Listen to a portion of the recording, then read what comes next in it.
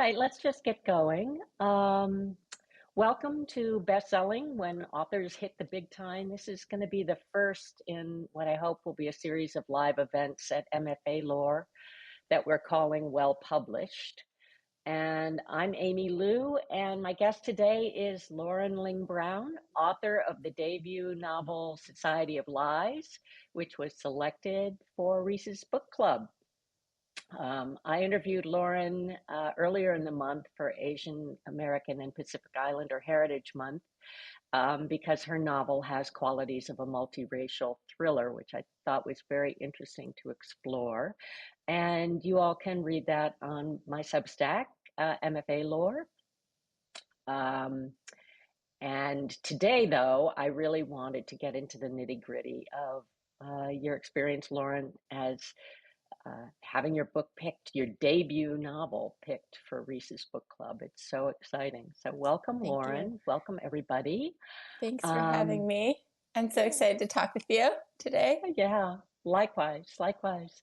First, I wanted to just get started by asking you a little bit about your life before you started writing novels, and what was your original career path, and hmm how did you start writing fiction?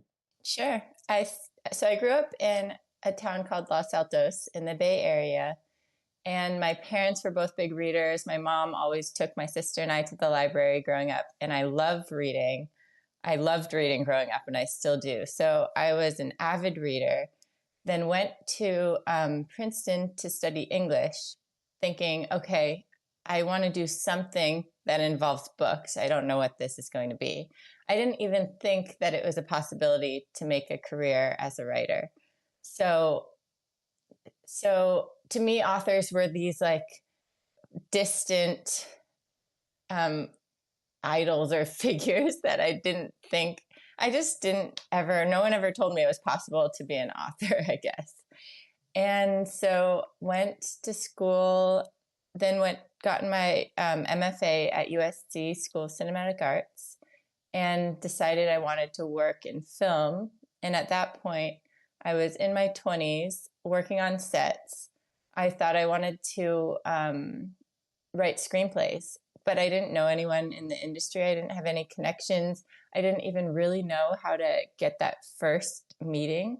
So I would just contact people over LinkedIn, try to send agents I met my screenplays, but that didn't really go anywhere. So I got my first job working in post-production at a commercial and music video editing house. And so worked my way up in post-production, started working on film and TV, and then eventually edited documentaries and commercials. And so it was at that point over the pandemic that I wrote Society of Lies from home. Mm-hmm. Interesting. Okay, so courtesy of the pandemic, you get this novel. I guess so. When we first met, you told me that you'd always dreamed of writing a book like a Reese's Book Club pick.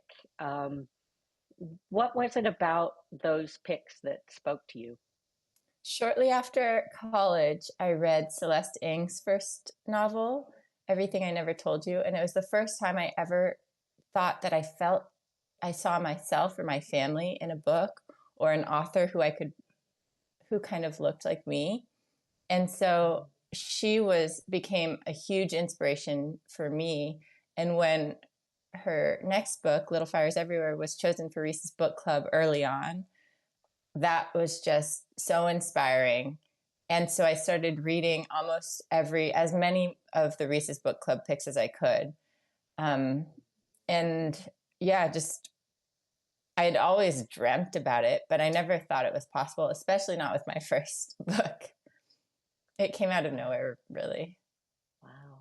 And yet you had done kind of a study of these books. And so what did you identify as kind of prototypical Reese's Book Club material? I mean, one of the things I'd like to ask you about is that your book has kind of a ripped from the headlines quality. You Mm. incorporated the Ivy League admissions scandals and, a lot of kind of nefarious stuff going on in the Ivy League world that has made the news. And I wondered if that was part of the formula or. what you That's, saw? yeah, that's such an interesting question because I think at what you intend to write a book one way, and then when it's out in the world, people are going to take from it whatever they will. And I think that's a beautiful thing about novels in general, that it's kind of an exchange of ideas.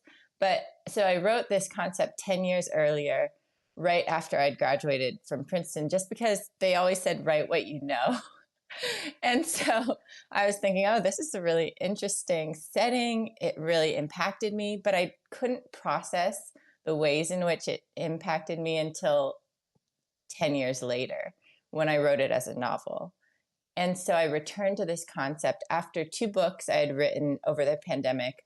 I tried to query one of them and got just only rejections. And I was, I really wanted an agent because at that point I was at a really difficult point in my own life personally. And writing books had been just this far off dream. It had been sort of just a passion of mine that I had done on the side, writing short stories, writing screenplays, writing scenes. But once I started writing novels, that's when I started researching, okay, what kind of novel can I sell? So for the third book, that my third attempt was Society of Lies, right? And at that point, I was definitely studying thrillers. I was trying to figure out what thriller beats did I need to include. And also, I knew just personally, I wanted it to have a deeper message because those are the type of books that I read. I loved reading Celeste Ng, Gabrielle Zevin, Jodi Picoult, Taylor Jenkins Reid, those types of books. So I didn't necessarily want to write just a thriller, but try to include some deeper messages and themes and questions to explore. And I think that's what made it kind of a perfect fit for this upmarket category. So I was aiming for upmarket. I wasn't thinking like, oh, I'm going to try to get into a book club because I just didn't think it was possible. But I was definitely aiming for this very specific category. So interesting. It's your Mm-hmm. debut novel, but it's actually your third novel, which is Right, really important for people to understand that debut novel does not mean you just sort of sat down one day and wrote a novel and it's your first thing ever. right. Were the first two attempts also this upmarket category, or is that something that evolved as you were working through them? Great question. The first one was more of a grounded sci-fi thriller about one sister trying to rescue the other from a psychological institution. And then the second one was sort of upmarket, but it leaned more thriller, domestic thriller about two neighbors of different ethnicities who viewed each other as very different until one of the neighbors saved the other one's daughter. So it is kind of upmarket, I think. I just didn't quite know what I was doing yet. Interesting. But they both sound like pretty valid story ideas. You like books you could go back to and revise Yeah. and do that, which is very cool. So what was the journey of getting an agent then for the third time out? What happened in terms of getting an agent? Yeah. So I had queried one book, the one about the neighbors first, Only Crickets. And while I was getting all these rejections for that one, that's when I started writing Society of Lies. And this time I was thinking, okay, I'm really going to study this query thing and figure out how to do it. So I studied all these books on querying and also just online resources, watched Alexa Dunn's YouTube, Mom's Writers Club, Jessica Payne's and Sarah Reed's YouTube, and the shit no one tells you about writing. So lots of different resources and Query Shark, just so many different, there's so many great query resources these days. And I came up with a spreadsheet. So I had about 70 agents' names on the spreadsheet, maybe even more. And you can only usually query one agent per agency. So I would highlight the one I wanted to query first in yellow or green, and then what book they'd written that I liked, because I would go to the acknowledgement section of the books that I liked to figure out who their agent was, because I figured if it was a book I liked and it was kind of similar to what I was trying to write, then we would be a good fit. So then I came up with my list. I personalized each query letter and made sure I had a good format for the query letter, made sure I followed the guidelines, had that all in the spreadsheet, and then I just sent them out in like batches of 5 or 10. And what And happened? and then the exciting part. Okay, so then this is kind of interesting. I joined a Twitter pitch contest called Pit Mad, and that's where you pitch your book in just 1 or 2 sentences, and if the agent hearts the tweet, then that means you can query them and put Pit Mad in the title so that that floats to the top of their inbox, right? So I did that, and I did the Thriller Fest pitch contest, where it's not even a contest, sorry. It's just you pitch whatever agent you choose, but you have to pay like $50 or something for it. So I did those 2 things, and from that, I got quite a few requests. And then one of those agents offered full representation. And at that point, you can go back to the other agents who are reading your manuscript or your top picks who maybe haven't even responded to your query. And then I told them, hi, I have an offer of representation. If you're interested, let me know. I'll send you the full manuscript, or if they already had it, let me know if you're still interested. And at that point, then I got more offers of representation. So really, you just need one, and then others will be more interested. Oh my God, what Mm-hmm. a science. Oh, I It was hats a long off to you process. for figuring all that out and going through and doing it. Oh my God, I am so impressed. Thanks. Um, how It's did you end up possible. then? So then you had like your pick of agents. How did you decide which one to go with? So at that point, I had phone calls with, I think it was about 5 agents. And um, the agent who I went with, Alexandra Machinist, she was one of my top picks. I love the authors she represents. And we really got along well on the phone. And I could tell she was going to really she was really invested, it seemed. So, so I went with her, and I'm so glad I did, because that has been the one decision that has impacted my career the most, both her and my editor. And having that imprint, so mine is Ballantine Bantam Dell, having that imprint behind you and your editor rooting for you and your agent behind the scenes, that is what really pushes your career forward. Yeah, 100%. Mm-hmm. Um, so then, the book is in the pipeline. Everybody's excited. They're doing great, and they send it out, and then it gets picked by Reese's Book Club. Do you have any inside scoops on how that happens, how they make their picks, what they're looking for, what the machinery is like behind the scenes? Yeah. So basically, as far as I know, it comes from the publisher first, that your editor will submit your book on your behalf, and they can submit to any of the book clubs. And as well, the book clubs also have their own scouts. So they have their readers reading widely and looking for material that will fit within their book club. And once the readers and scouts narrow that pool down, then Reese will read the final ones and decide which one she likes the best, which one she thinks is a good fit. And that's how it works, as far as I know. Wow, interesting, And then, interesting. of course, there's a huge element of luck. So I feel very lucky and grateful that it happened. Yeah, wow. Tell us about the day you got the call. It's like, you always want to hear these stories about the day that people discovered they were, picked for a Guggenheim or they got the Nobel Prize or, it's just so great. Tell us that story. Well, it's no Nobel Prize, but Still a pretty but big to deal. me it was. Yeah. So I was on vacation in the Dominican Republic because my fiance loves kite surfing. Tried a kite surfing lesson and hurt my shoulder the first day. Like, didn't even get in the water. I also got stung by a bee a couple days earlier. So my leg was like swollen and terrible. I was like, oh, this vacation is not going well. And then my agent tells me that she wants to talk to me on the phone, and my editor too. And I thought, oh no, this is odd. They never want to call me, especially not together. Oh no. Like, what are they going to do? Are they going to cancel my book for some reason?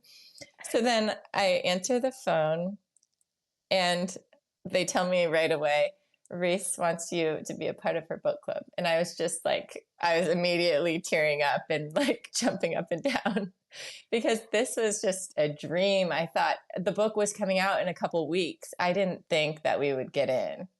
Of course not. So it was just like a complete shock. And I was so happy. Was it as much of a shock to them as it was to you, or did they Good kind of have a question. sense that this was coming? I mean, I think that they were really hopeful for me. So I'm not sure. I don't know. I don't know. Yeah. But afterwards, so Hello Sunshine holds this conference called Shine Away once a year. And it's incredible. It's usually in LA. And there's thousands of women, mostly women, who come to this conference because there are these just powerhouse women speakers, CEOs of companies, the founder of Spanx, different industries like um, cooking and athletes, and just anyone who's incredibly inspiring. Octavia Spencer and Naomi Watts were there. It was just such a cool group of inspiring women, and Laura Dern and Reese spoke. And so anyways, they had this event. And so a lot of the Reese's Book Club authors came back, and I was able to meet them all in person the first weekend that the book came out. And they invited me to speak on stage on a thriller panel. And so that was just a very cool experience. Wow. And you told me when we talked that when they first got the news, a lot of things changed for the book. That the marketing plan changed and the release date changed. And you walk us through some of the like. This is in a way, it's kind of like dropping a good bomb, a really like a love bomb in the middle of the publishing process, right? So what happened at that point? Yeah, I don't know that the marketing plan changed, but the release date did, yes, because we fit in October in the Reese's Book Club schedule.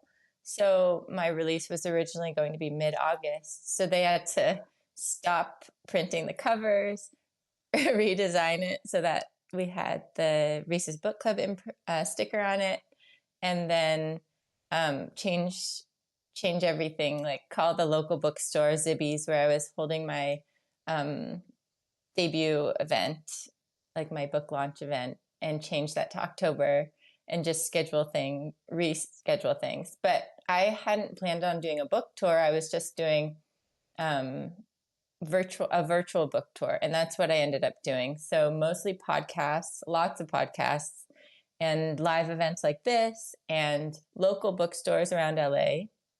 But I didn't travel for this book. Interesting. Mm-hmm. Was there any discussion about that? Because I would have thought that would be one of the things they would do is would put you on the road.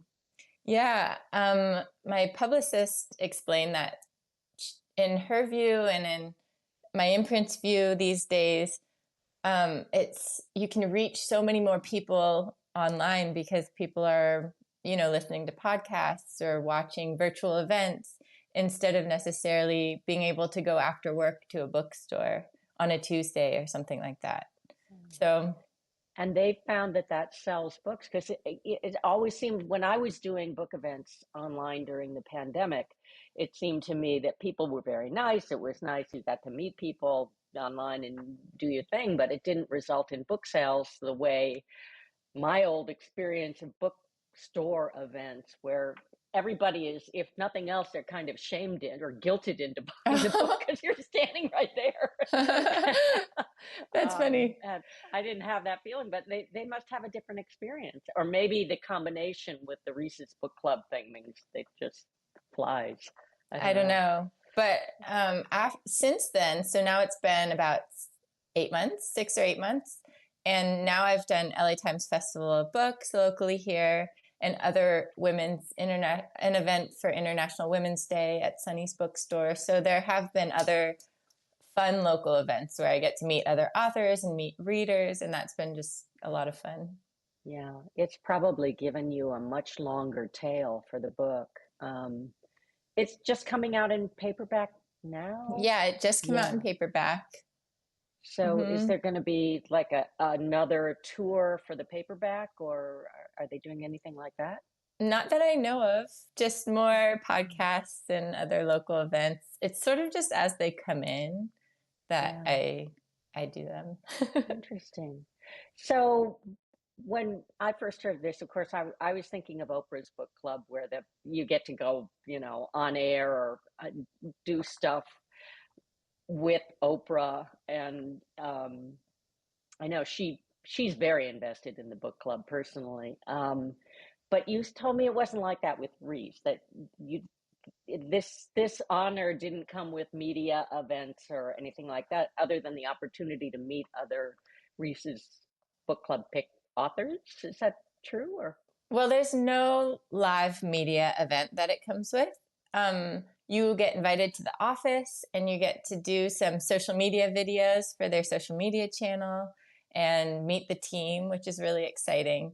And then it really becomes a supportive group of women. So all the other Reese's Book Club authors and I have formed sort of a community of writers amongst ourselves. And some of them will read my next book that I'm working on for me and give me notes.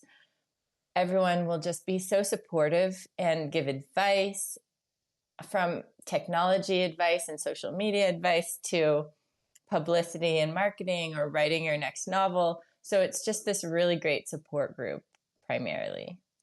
that is worth gold. How Mm-hmm. often do you connect with them? Or We is it have like a formal thing? Or It's not formal. So there are only a handful of us in LA. So I've met with the local authors just over coffee. And then we have a chat that we're all in. do you have any idea, in kind of broad terms, what this has actually done for the trajectory of your book sales? Yeah, Well, it's maybe your hard to, agent or your editor give you an idea of that. I don't know. yeah, maybe they would know better because for me, this is my first book and it's my only experience. So I can't really, I would have to relive the alternate experience in order to really understand the difference. But for me, it became a USA Today bestseller with a combination of the pre-orders and week one sales. And then since then, I feel very fortunate that it has just continued to sort of grow, not grow, but like be steady in terms of sales, I guess. Meaning, I think something about these podcasts and also readers being very enthusiastic and spreading the word, and these book clubs and librarians who have reached out, and the messages that I get from them are really meaningful to me. And so I really think that has something to do with it, just word of mouth. What are those Yeah, messages like? What are they telling you? some of the most meaningful ones have been that it's the first time they've seen a character that reminds them of themselves, or a Black and Asian character, or multiracial character, or that it has inspired them. I got a message from a young woman who was in BAC, the Black Arts Company, which is my dance group in college, that meant a lot to me. And she said she's a novelist and she's writing her first novel, and seeing this and seeing her dance group in a book like this just really inspired her to keep going. So that just matters a lot to me. Oh, that's great. Mm-hmm. I have to ask because I know that you kind of you have an author's note directed to Princeton at the end Uh-huh. of the book. Well, to And readers, hopefully. yeah, but I mean, you went to Princeton, you love Princeton. Princeton doesn't look so hot in this novel in terms of, because it's the background within which this thriller, which is fairly nefarious, takes place. How did, That's oh no. I actually, it really isn't my intention for that at all. And and when I do talk to other friends who went to Princeton, they've agreed to, without my prompting, that it's just a thriller that's set at Princeton. Like, Ninth House or something like that is set at Yale, or The Rule of Four is set at Princeton. So it's not meant to be a reflection of the school, really, because I did love going there. And of course, going to college just as a woman in a certain time period is going to be a mixed bag of experiences, but that could be anywhere. And the reason why I said it at Princeton was because I just thought the campus is so beautiful. My experience there was so profound and shaped me into the person I am. And so to just call it, any university that doesn't exist would take so much away from the story, especially because I was drawing a bit from personal experience as a multiracial woman. But the thriller aspect of it really is not supposed to be a reflection of Princeton at all. It's At the eating all. clubs, I guess. It's kind of the intrigue around the eating clubs Oh, that I see. that kind of, it's pretty dark. Interesting. So the eating club that I invented for the novel is called Sterling Club. And it's supposed to be like a loose thriller version of what the eating clubs are. But it was a lot. It wasn't what was in the book, because you would study there, you would eat there. Of course, in the evenings, they would have music and dancing and beer on tap. But it definitely isn't somewhere where there's like this corrupt professor leading it. There weren't even professors in the eating clubs at Yeah. all. So Yeah. I So hope did you that get readers any understand feedback that. from Princeton at all, from the Yeah, university? Yeah. they've been really supportive, and I'm Oh, going to good. be on the Princeton Alumni Weekly, like in their book club soon. Oh, great. Yeah. Oh, that's wonderful. I'm Mm-hmm. really, really glad to hear it. It's funny. Yeah. I mean, I went to Yale and I never got into any of the secret societies. I never even walked in the door. I never saw them. So, to me reading this, it's kind of like a mirror of that. It's like, and there have been plenty of thrillers set in Yale's secret society. Right, So, right. um, I've always but they, wondered. yeah, but they are like secret society, so they're Uh-huh. asking for the intrigue, kind of. Yeah. The eating club sounds so innocuous and inviting. Yep, It's funny. just go there and eat. Yeah, yeah, counterintuitive kind of thing. Hmm. Yeah. So let's see what else is on my list here. Oh, anything that you've learned about the art or the business of publishing that you couldn't have possibly guessed if this hadn't happened to you? There's so much. There's so much that I've learned, and that's why I really want to share that knowledge with other writers. So, where to even start? I guess, okay, this is the biggest takeaway I think I've learned. So, while writing my second book that will be published, I think to not be so precious with the editing while you're still drafting. So, I break up my work into different sections. And so in the drafting phase, I'm really just generating ideas. I do have an outline, but I don't always follow it. And I try to really build on the scenes that are there and build momentum in the story, and then make a reversal or a twist. And so I definitely have a process now that I was still working on with Society of Lies.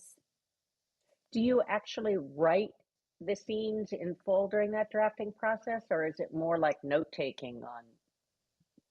During the outlining process, so I'll outline for months, maybe even a year of outlining. And I'll come up with this 35-page outline. And that'll have lines of dialogue, that'll have drafts of scenes, not like a full scene, but just an idea of where I want the story to go baked into that outline. And then I'll take that, and that will be kind of my roadmap or the scaffolding. And then I'll build in or sketch in the rest of the scenes on my computer or handwritten, as I'm in the drafting phase until I have this full novel. And I'll aim for like 60 or 70,000 words, knowing that I'm an overwriter and that each time I keep going back to these scenes, I want to add more and deepen the character relationships and add some backstory. So then it ends up growing. So my first draft hopefully is around 60, 70,000 words.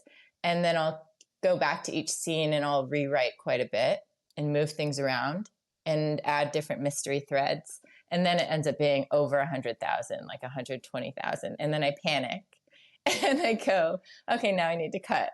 And so I try to cut back down. Mm-hmm. That's a great process.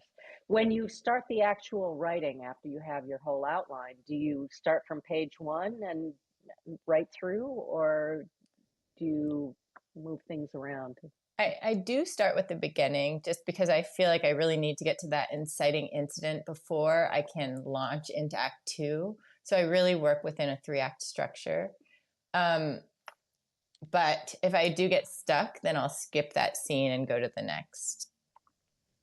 And I imagine that being a Reese's pick had, it means a huge amount in terms of selling your second novel, I would guess, because it gives you that kind of galvanic momentum. At what stage did you sell the second novel, and did it go to did your same editor pick it up, or how did that work? Yeah, so I sold both novels in a 2-book deal. This was Oh, right when I sold the first one. interesting. Hmm. Are you glad you did that now? Yeah, definitely.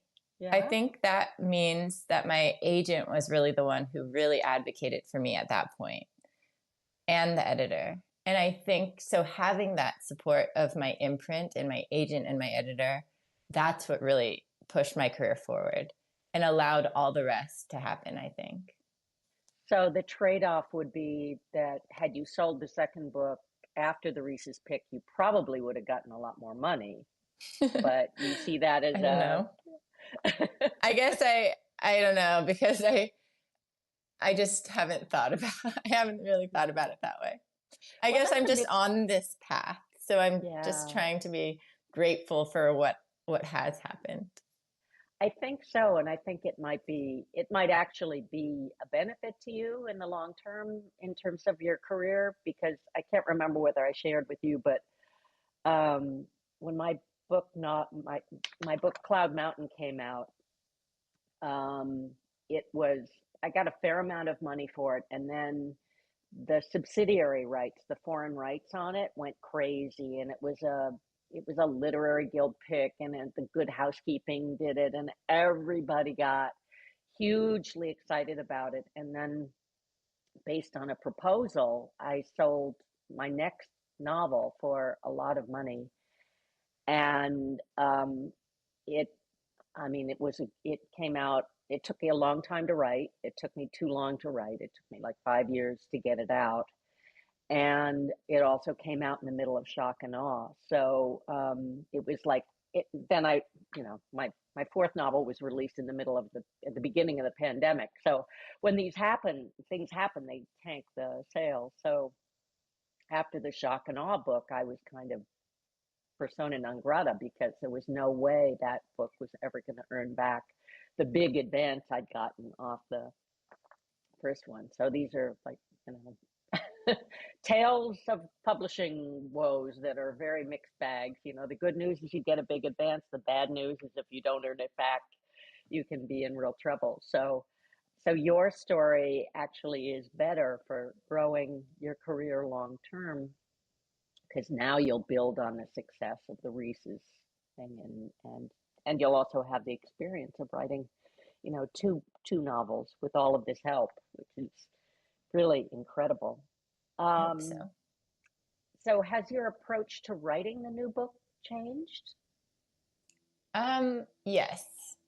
I feel like I have um my my method down now. And so I'm not as intimidated by the blank page, I guess. So I started by brainstorming all of these different ideas, writing basically a pitch, the inside flap copy of each of these ideas that I have as they come up over the year, as they came up over the last few years. And so I have a folder of 100 ideas now, and I'll go through them quickly and think, oh, which one do I actually want to write? Which one do I think I'm capable of writing? And then I'll pick the top 5 and I'll pitch those ideas to my family and friends and see which ones they like, especially the ones who I know have similar taste to me.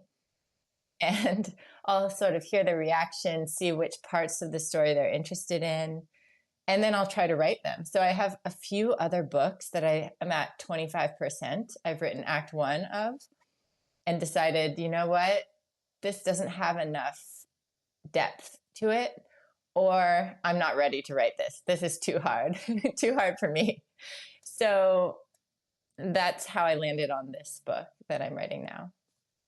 Interesting. So, are there themes that are keep coming back, like the theme of sisters? Is that going Yeah, to follow? Are there some threads that are going to be kind of your signature I think moves? so. I think women's stories. So in this current one, it's about friends who one becomes very successful, one is struggling in her life, and the one who's struggling has a daughter, and the daughter ends up working for the very successful one. And then these friends, you see all the their different perspectives throughout 30 years, and you realize that everyone is going through their own struggles, even if you don't know it. And they're each thinking, oh, that the other person's life is so much better than the one that they're living.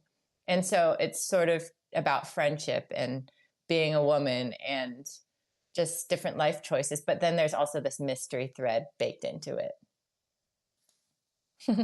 So it's all fiction. Any thoughts on writing other kinds of books, memoir, anything like that? Does that Maybe. speak to you, or is it just this is what you love doing and this is what you want to keep doing forever? I love fiction. I do think my family stories are very interesting. So I would love to write more about my family stories, both my dad and my mom. And so I could either write that into a novel someday or write a biography or something like that, maybe. Yeah, yeah. Not memoir. No. No? I just have so much respect for people who write memoir, but I'm too shy. I don't know if that's the right word. I just don't know if I could tell everyone everything about my life. All my Oh, you don't darkest have to. You just traumas. have to look at parts of your life. But I Okay. mean, the family memoir, that's probably the Yeah. best way to write your because you do have a fascinating family Right. story. So Yeah, I you could write see it, doing that. your family story through your own lens, I see. which is, and it's still called a memoir. Right. It's Okay. not, it's Yeah. not just about you. Right. Okay, yes. I could see doing that. But okay, well, is there any other advice if I mean, we've got now, a number of people on the call and probably some people who would love to write a book that's Reese's pick. Any advice? I mean, you've given a lot of advice in terms of how you went about it, but um, Advice is keep trying to write the story that speaks to you and make it yours by imbuing it with your own personal experience and your own worldview, because I think that's what makes the story unique. And then just keep going, keep studying craft, keep rewriting scenes or portions of the manuscript. Don't be afraid to revise. That's one thing I definitely learned, that the story is built in layers, at least for me. And so the first draft is, just the scaffolding, just the bones.